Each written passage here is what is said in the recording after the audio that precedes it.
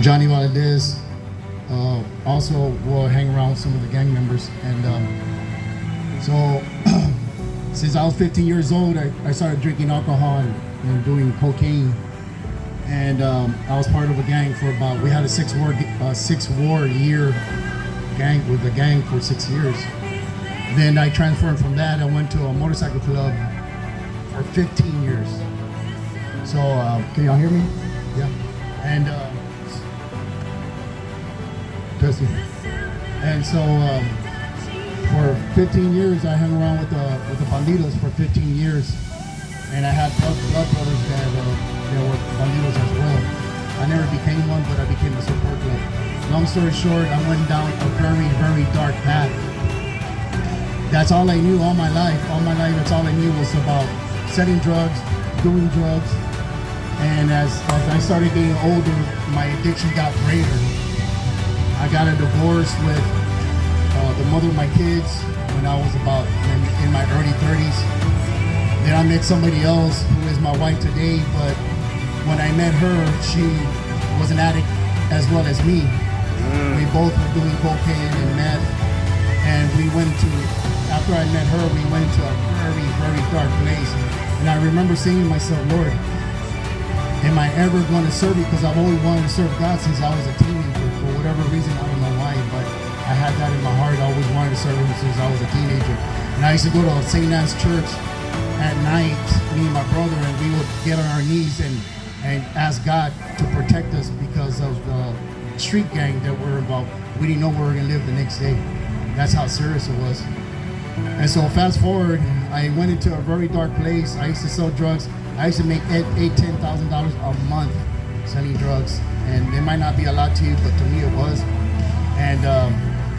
And again, I was about in my late 30s when I realized how my addiction and how my personality was gone. I'm pretty sure some of you here can agree with me that when you do alcohol or you become an alcoholic and you become a drug addict, it changes your personality. I didn't recognize myself after a while. I remember saying to myself, like, who are you, dude? I didn't know who I was anymore. I literally used to look at myself in the mirror, and I would say, man, who are you?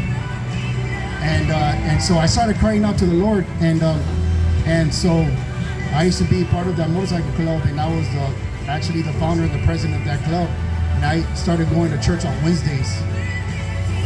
And nobody in the club knew that I would go on Wednesdays, but I would go on the down low, because it was between me and God.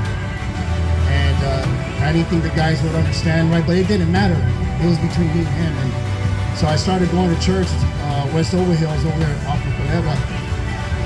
And I would go every Wednesday. And I would do that for about 8 months. I did that for about 8 months. And I would go to church and I would cry out to God. I was always in the front crying out to Him. You talk about tears coming down my face. And I remember the praise and worship team. There was always this one girl that's always singing. And I said to myself, she's probably wondering, God, this guy comes every Wednesday and he's always crying. He's going through something. Yeah, I was going through something.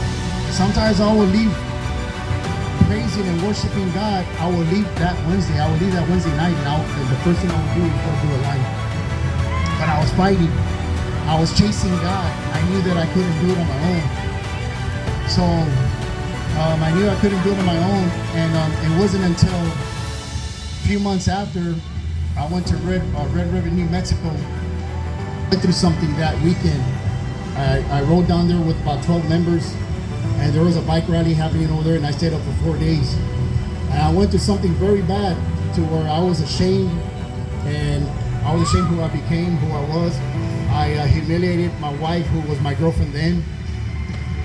And I remember saying to myself, after staying up for Thursday, Friday, Saturday, and Sunday, I woke up, I finally went to bed Sunday night. Actually, it was Monday morning, and I woke up 6 o'clock in the morning, and it was time for me to come back to Texas. I came back with 2 members. Everybody else came back scattered because they were upset with me because for what I did that weekend. And I remember saying to myself that, when I was riding with those 2 members and I looked over at them as we were riding back, I said, that's it. I'm done. I finally felt the strength that I needed from God to overcome this addiction in this dark place that I was in. And so I remember looking at them and I said, little do they know this is their last ride with me.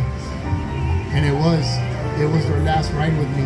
And I came home that Monday night, and my wife today, we were living together, and she opened the door.